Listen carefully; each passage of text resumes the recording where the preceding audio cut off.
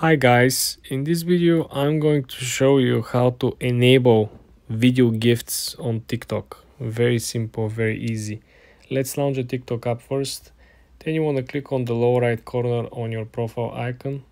Then you want to go ahead and click on the three straight lines on the top right corner. Then you want to click on Creator Tools, the first option.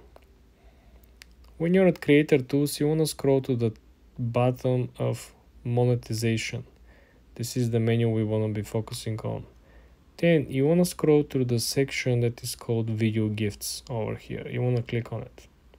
Then there is a special button that you want to click, and this will simply help you to enable video gifts.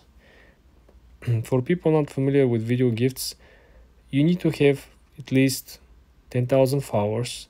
Your videos must pass safety monetization, meaning have to follow the guidance of TikTok.